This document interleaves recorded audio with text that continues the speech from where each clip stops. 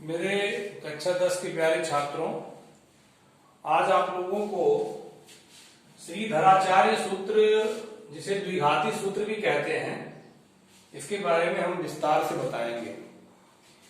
देखिए, द्विघात समीकरण ax square plus bx plus c equal to 0 से x के दो मान को मूल भी कहते हैं, ज्ञात करने के लिए निम्न सूत्र का प्रयोग करते हैं। ठीक है, तो x equal to minus B plus minus under root B square minus 4ac upon 2a।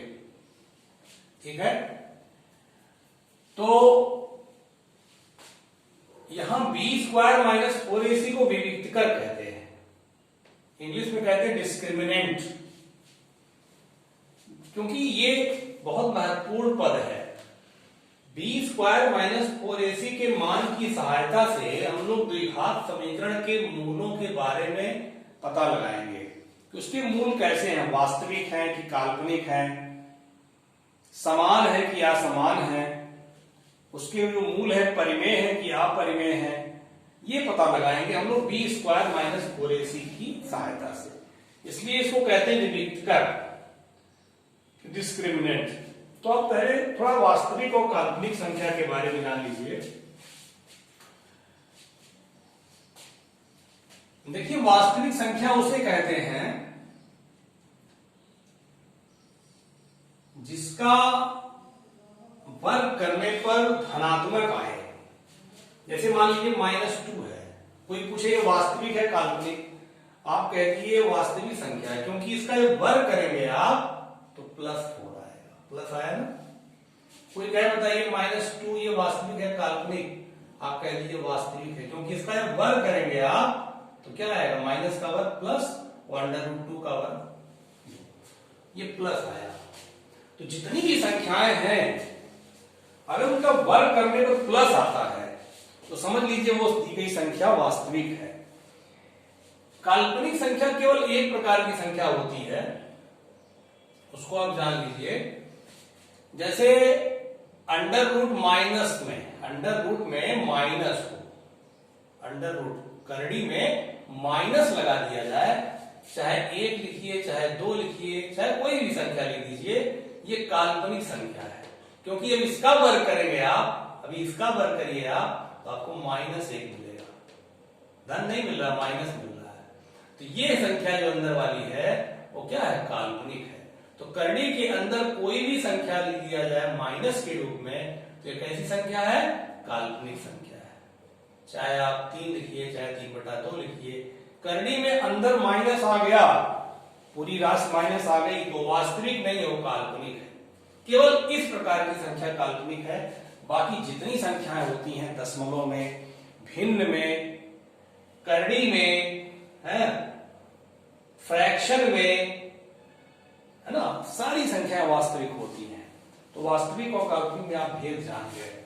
अब आपको मैं बताऊंगा कि द्विघात समीकरण के मूलों का जो नेचर होता है उसका पता कैसे लगाते हैं। अभी बताया ना, बी स्क्वायर माइनस 4ac की मदद से पता लगाएंगे। तो उसके लिए आपको मैं कुछ पॉइंट्स लिखवा रहा हूं, उसको नोट कर लीजिए।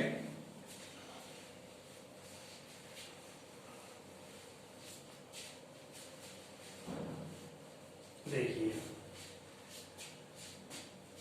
द्विघात समीकरण के मूलों की प्रकृति, द्विघात समीकरण के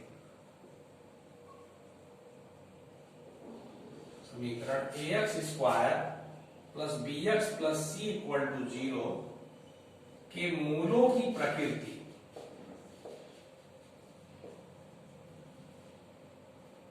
के मूलों की प्रकृति। तो ये आपको दिखाई पड़ रहा है या नहीं। तो द्विघात समीकरण के मूलों की प्रकृति जानने के लिए हमें बी स्क्वायर माइनस 4ac की मदद लेनी पड़ती है। तो इसके लिए 4 कंडीशन, देखिए 4-5 अपने मन से एक और बना है, 5वां भी है, तो भी कभी कभी एग्जाम में आता है। पहले 4 देखिए, मेन 4 है। यदि बी स्क्वायर माइनस 4ac का मान बराबर 0 हो तब मूल, इस द्विघात समीकरण के मूल समान, वास्तविक तथा परिमेय होंगे, परिमेय होंगे।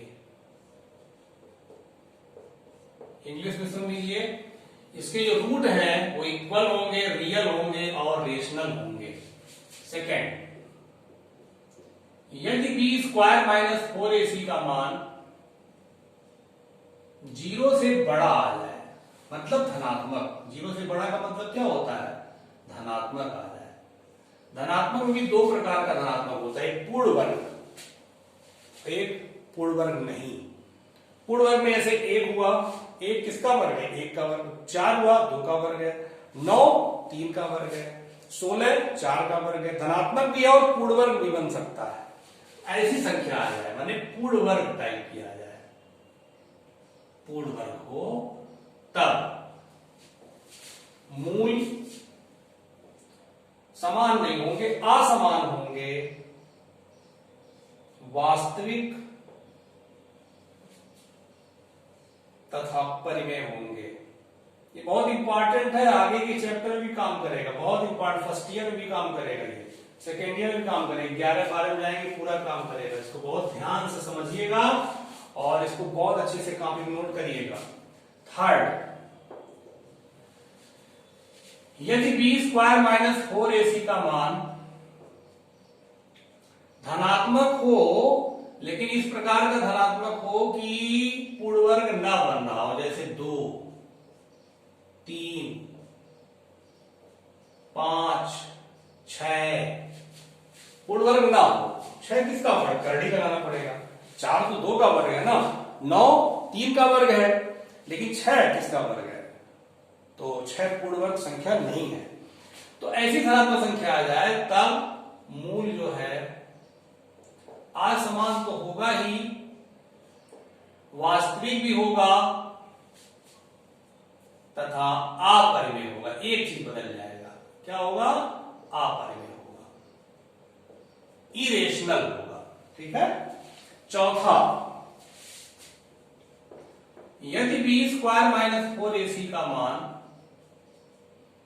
0 से कम आए, 0 से कम का मतलब ऋणात्मक, नेगेटिव आए, नेगेटिव हो, नेगेटिव पूर्ण वर्ग अपूर्ण वर्ग नहीं होता है, क्योंकि ऋण जो है किसी का पूर्ण वर्ग नहीं होता है। ऋण मान लीजिए ऋण 8, कोई कहे ऋण 4, ऋण 4 किसका वर्ग, ऋण 2 का क्या नहीं, ऋण 2 का मतलब धन 4 होगा। तो ऋणात्मक संख्या किसी की पूर्ण वर्ग नहीं होती है। तो ऋणात्मक आए तब मूल काल्पनिक होंगे, बस एक शब्द लिखना होगा, काल्पनिक को हम लोग अधिकल्पित भी कहते हैं, इंग्लिश में कहते हैं इमेजिनरी। इसके मूल कैसे होंगे, इमेजिनरी होंगे, इमेजिनरी होंगे। ठीक है, ये चौथा हो गया। पांचवा एक और आता है एग्जाम में, बहुत इंपॉर्टेंट होता है। यदि द्विघात समीकरण में b माने x का कोफिशिएंट, x का गुणांक b, यदि b 0 हो तब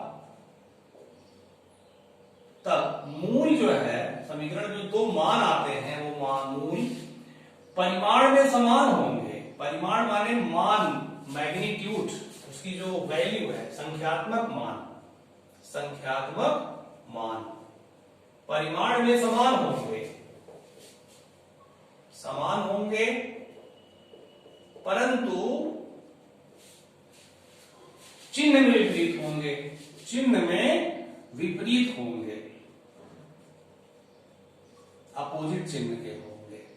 इसका एक, मैं आपको इसका एक उदाहरण बता रहा हूं, देखिए। जैसे ये कोई द्विघात समीकरण दिया हुआ है, x square minus 2x, x square plus 2x plus 1 equal to 0। पूछ रहा है इसके मूल की प्रकृति बताइए, एग्जाम्पल के रूप में ले रहा आपको समझाने के लिए। इसके मूल की प्रकृति बताइए, इसके मूल का नेचर बताइए। मान लीजिए आपके एग्जाम का प्रश्न है ये, तो सबसे पहले क्या करेंगे, इसका हम कंपेयर कराएंगे इससे। कंपेयर कराएंगे, देखिए एक्स स्क्वायर का कोफिशिएंट कितना 1, यहां X square coefficient A equal to 1। इसका सॉल्यूशन मैं आपको दे रहा हूं। एक्स स्क्वायर का कोफिशिएंट 1 है तो ए इक्वल टू 1 हुआ ना। एक्स का कोफिशिएंट 2 है तो एक्स का कोफिशिएंट कितना है हमें बी। एक्स का गुणांक, गुणांक को इंग्लिश में कहते हैं कोफिशिएंट, तो एक्स का कोफिशिएंट बी है तो बी इक्वल टू हो गया 2। और ये आपका कांस्टेंट टर्म सी है और यहां क्वेश्चन में है 1, तो सी इक्वल टू 1। तो पहले दिए गए द्विघात समीकरण का हम तुलना कराते हैं इस मानक द्विघात समीकरण से, जिससे ए बी सी तीनों माना जाता है। अब हम इस विविक्तकर में रखते हैं, बी स्क्वायर माइनस 4ac में आप रखेंगे, ठीक है, सॉरी पहले करना चाहिए।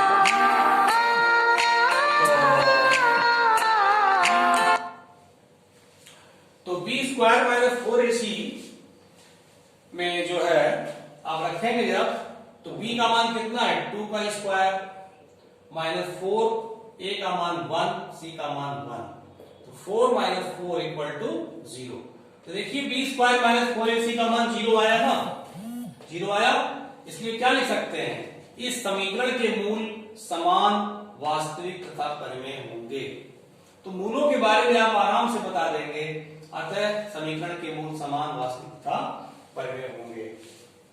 तो इस तरीके का है, इसको आप नोट कर स्क्रीनशॉट में लीजिए, खूब अच्छे से कॉपी पर नोट कर लीजिएगा और इसको याद कर लीजिए, इसमें बहुत सारे क्वेश्चन आगे लगाए जाएंगे।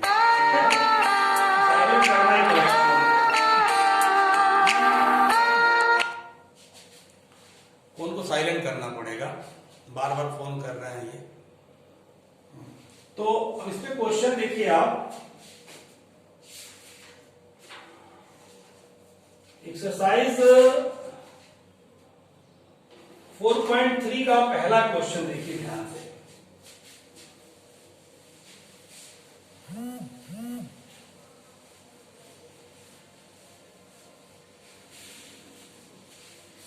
फोन को साइलेंट कर देना चाहिए था, आप साइलेंट करेंगे तो आपका समय नुकसान होगा, आगे से साइलेंट ही रहेगा फोन। बार बार फोन कर रहे हैं। देखिए एक्सरसाइज 4.3,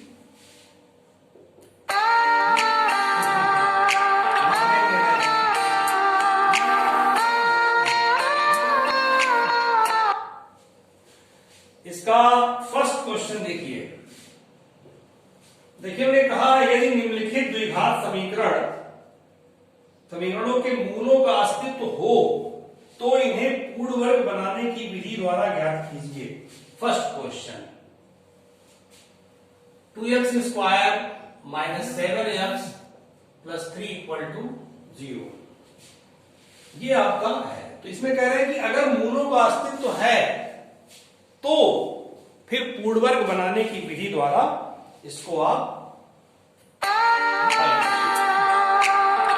तो सबसे पहले इसकी हम कंपेयरिंग कराएंगे, इसकी तुलना ax square plus bx plus c बराबर 0 से करने पर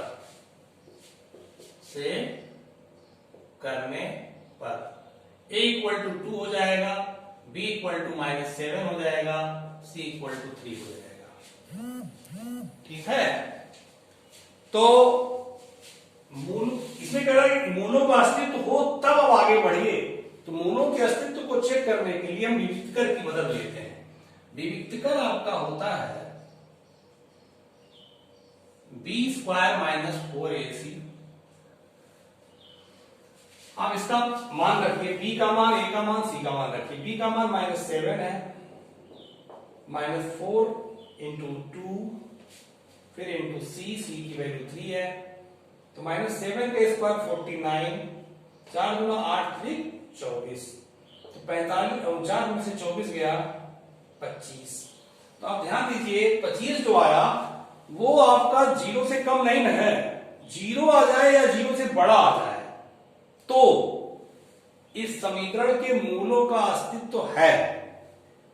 अगर जीरो से छोटा आ जाएगा तो अस्तित्व नहीं होगा, जीरो आएगा या जीरो से बड़ा आएगा तो मूलों का अस्तित्व है। तो जीरो से बड़ा तो आ रहा है, क्योंकि बी स्क्वायर माइनस 4ac का मान जीरो से बड़ा है, जीरो से बड़ा है, इसलिए समीकरण के मूलों का अस्तित्व है, समीकरण के मूलों का अस्तित्व है। अगर जीरो से छोटा आता, माइनस में आता, तब अस्तित्व नहीं होता, जीरो आता तब भी अस्तित्व होगा, मूलों का अस्तित्व होगा। जब मूलों का अस्तित्व हो गया तब आप इसको पूर्णवर्ग बना करके हल करेंगे। अब इसको पूर्णवर्ग बना के हल करेंगे। कहा है यदि मूलों का अस्तित्व हो तब आप जो है पूर्णवर्ग बना के हल करेंगे। तो कैसे करेंगे हल बताए थे इसके पहले वाले वीडियो में। दो कॉमन ले लेंगे, x square minus 7/2x plus 3/2 बराबर 0। दो इधर कर देंगे, 7/2x प्लस 3/2 बराबर 0/2 बराबर 0। ये 0 हो गया, इसको 0 लिख सकते हैं, ठीक है, 0/2 बराबर 0। इसके बाद बताएं कि x के गुणांक के आधे का वर्ग, x का गुणांक कितना है, x के गुणांक का आधा माने 1/2 का वर्ग, ये सूत्र है। तो x का गुणांक कितना है, -7/2। अब -7/2 का आधा करेंगे का 1/2 का वर्ग, कितना हो जाएगा, -7/4 का वर्ग। तो बराबर कितना हो गया, 49/16। माइनस का वर्ग प्लस हो जाएगा, 7 का 49/16। 49/16 आपको जोड़ना पड़ेगा, 49/16 इसमें जोड़ना और घटाना पड़ेगा। 49/16 जोड़िए, 49/16 घटाइए और प्लस 3/2 तो आपका रहेगा ही बराबर 0।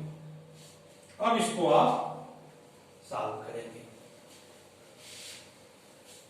तो x square minus 7/2 x plus 49/16, इसमें से माइनस कॉमन ले लीजिए, 49/16 माइनस 3/2 बराबर 0। ये आपका बन गया x माइनस, इसका होल बना, x माइनस का बनेगा 7/4 का होल स्क्वायर बराबर नहीं, माइनस लिखेंगे, माइनस इसमें 16 आपका एलसीएम हो गया, 49, 2 8 16 8 3 24 बराबर 0। ये हो गया। अब इसको सॉल्व करिए, x माइनस 7/4 का होल स्क्वायर माइनस ये 25/16 हो गया, x माइनस 7/4 का होल स्क्वायर माइनस 5/4 का होल स्क्वायर, ठीक है। अब इसमें आप जो है एक बार ये वर्गांतर सूत्र बन गया, a square minus B square का सूत्र होता है, एक कोष में a माइनस बी, एक कोष में a प्लस बी। तो ये हो जाएगा इतना, एक कोष में माइनस हो गया, एक कोष में प्लस कर दीजिए बराबर 0। ये आपका हो गया, देखिए -7 -5 -12/4 -3, ये -7 माइनस प्लस 5 -2/4 बराबर 0। एक x माइनस 3 हो गया, x माइनस 1/2। तो आपका आ गया x माइनस 3 बराबर 0। तो x बराबर 3 एक वैल्यू आ गई और दूसरी वैल्यू x माइनस 1/2 बराबर 0, x बराबर 1/2। ये थोड़ा आज हमने जल्दी इसको बता दिया, समय कम है और इसका सवाल फिर बहुत कायदे से और बहुत धीरे धीरे बताएंगे। खूब अच्छे समझिए, एक सवाल नहीं कई सवाल हम बताएंगे इस पर, और जब तक आपकी पूरा समझ में नहीं आए तब तक बताएंगे। और घबराने बात नहीं, अच्छे समझिए, बार बार देखिए, और जो भी ना समझ में आए कमेंट बॉक्स में पूछिए, ठीक है। फिर अगले वीडियो में बताएंगे। जो भी आपके मित्र हैं, जो भी पढ़ने में मन नहीं अभी लगा रहे हैं या किसी कारण से नहीं पढ़ पा रहे हैं या गरीब हैं या आर्थिक स्थिति कमजोर है, उनको जरूर शेयर करिए ताकि वो इसका लाभ उठा पाए। आप पढ़िए और अपने मित्रों को भी आप बताइए कि ये कायदे से बैठ के पढ़ें, ठीक है। ओके।